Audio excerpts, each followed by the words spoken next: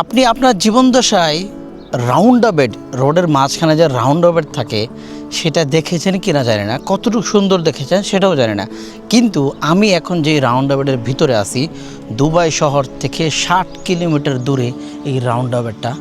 এইখানে কেউ নেই আমি ছাড়া, পুরা একটা রোডের মাঝখানে রাউন্ডাবেড। এত সুন্দর রাউন্ডাবেড আপনি কল্পনা করতে পারবেন না। আজকে আমি এই রোডের মাঝখানে রাউন্ডাবেডটা ঘুরে দেখাবো আপনাদেরকে। এই রাউন্ডাবেডটা কেমন, কতটুকু সুন্দর, একটা রাউন্ডাবেডের ভিতরে কী কী থাকতে পারে।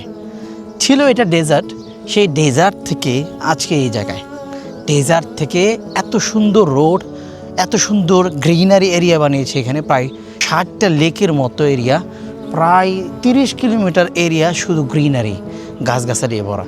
এই রোডের মাঝখান দিয়ে অনেক গাড়ি যাচ্ছে, খুব বেশি ব্যস্ত না এই রোডের, খুব কম গাড়ি যায়। তো আমি এই রাউন্ডাবেডের ভিতরে এখন আপনাদেরকে ঘুরে দেখাবো রাউন্ডাবেডটা কতটুকু সুন্দর। আপনি চিন্তায় পড়ে যাবেন, এত সুন্দর রাউন্ডাবেড কেন বানিয়েছে, এখানে বানানোর মানেটা কি। অথচ এটা সিটি না, সিটি থেকে 60 কিলোমিটার দূরে। পাখিদের জন্য আলাদা করে একটা কুটির ঘর বানিয়েছে, সুন্দর একটি ঘর। সেই ঘরের ভিতরে আবার দেখেন পাখিদের খাবার, গম জাতীয় খাবার দিয়ে রাখছে, এখানে পানিও রাখছে। আর এটা হলো তাদের ঘর। দেখেন কি সুন্দর একটি ঘর পাখিদের জন্য বানিয়ে রাখছে, পাখিরা যেতে এখানে এসে রেস্ট নিতে পারে, খাবার খেতে পারে। এরকম একটা ঘর যদি আমার হতো, হ্যাঁ, সুন্দর একটি ঘর, কি সুন্দর নেচারের ভিতরে, খুবই ভালো লাগতেছে। এটা দেখে অনেক দিন এই রাউন্ডাবেডটা আমি দেখেছি, ঘুরেছি, কিন্তু কোনো দিন ভিডিও বানাইনি। আজকে প্রথম একটা রাউন্ডাবেড নিয়ে ভিডিও বানালাম।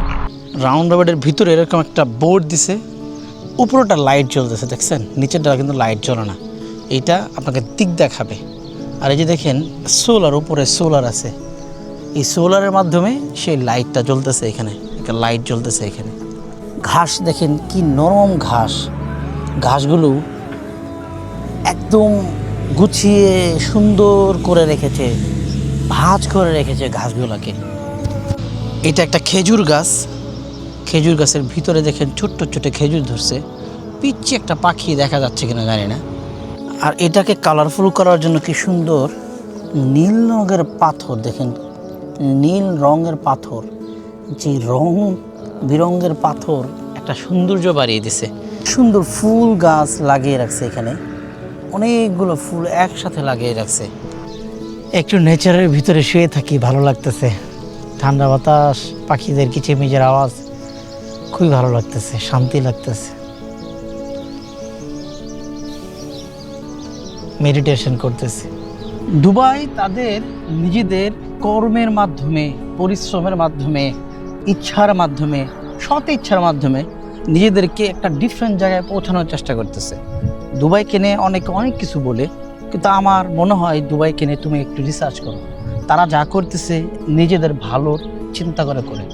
তারা শুধু নিজেদের খারাপটা চায় না, এটাই তাদের অপরাধ। নিজের ভালোটা চায়, এটাই তারা, তাদের ভালোটা চাওয়াটাই মনে হয় তাদের সবচেয়ে বড় অপরাধ হয়ে গেছে।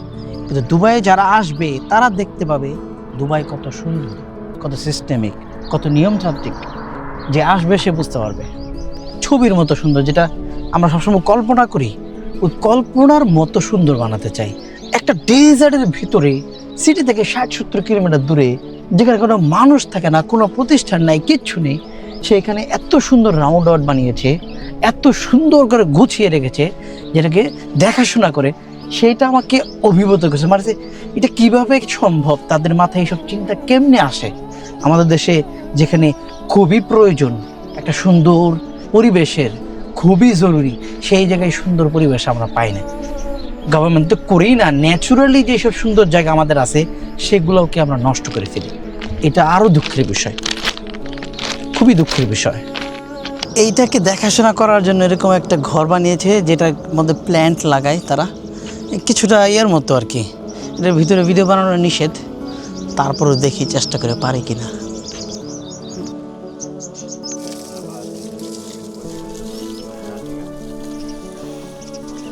এই যে দেখেন কি সুন্দর চারা দিয়েছে তারা, গাছ বানিয়েছে, লাউ গাছ, বাংলাদেশের লাউ গাছ, লাউ ধরছে একটা, দেখছেন লাউ।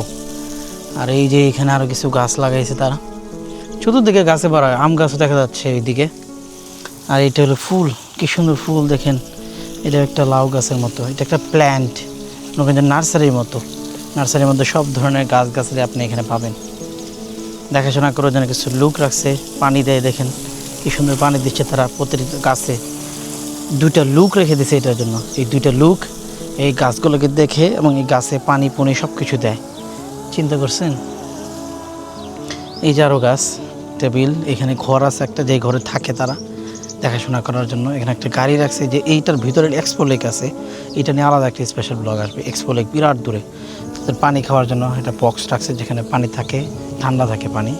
এই হলো জায়গা, দেখেন কি সুন্দর। হ্যাঁ, রাউন্ড আবেট কেয়ার করার জন্য রোডের পাশে গাছগুলোকে কেয়ার রাখার জন্য, তাও ডেজার্টের ভিতরে,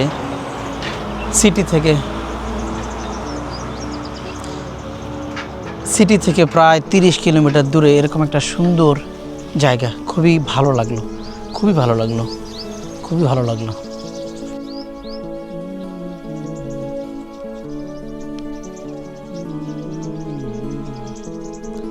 नेपाल का है आप?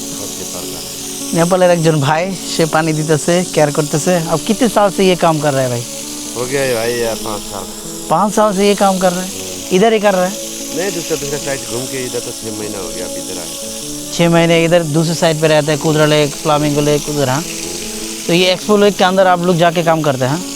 इधर कितने बंदे काम करते हैं? इधर होगा 600 बंदा काम करता है। इसको চিন্তা করেন, এটা কেয়ার করার জন্য 600 মানুষ কাজ করে, যারা एक्सपो लेक এবং এই রাস্তাঘাটের সমস্ত কিছু খেয়াল রাখে। भाईजान का नाम क्या है वैसे? ठीक है भाई, थैंक यू भाई। मेरा नाम मुन्ना है, ठीक है। इंशाल्लाह फ्यूचर में आपके साथ फिर से मिलूंगा, क्योंकि मैं इधर जाते रहता हूँ, ठीक है। थैंक यू भाई। হ্যাঁ, এইটা যদি বাংলাদেশে হইতো আপনার কি মনে হয় এত সুন্দর গুছানো থাকতো? থাকতো না, থাকতো না, বুঝছেন। এটা আসলে একটা দেশের মানুষ কতটুকু নিজেদের সমস্ত কিছুকে সুন্দর রাখতে চায়, সেটা এই ছোট্ট একটা রাউন্ড আবের থেকে বোঝা যাচ্ছে। ডেজার্টের ভিতরে কিন্তু এখানে একটা ফোঁটা কোনো ক্ষতির দৃশ্য খুঁজে পাবেন না, কিচ্ছু পাবেন না। সো আজকের ভিডিও এতটুকুই। ভিডিও ভালো লাগলে পারলে লাইক কমেন্ট শেয়ার করে দিবেন, এবং আরও সুন্দর সুন্দর ভিডিও সামনে আসবে। সবাই দোয়া করবেন, ভালো থাকবেন, সুস্থ থাকবেন। আসসালামু আলাইকুম রহমতুল্লাহি ওয়া বারাকাতুহু। Bye bye.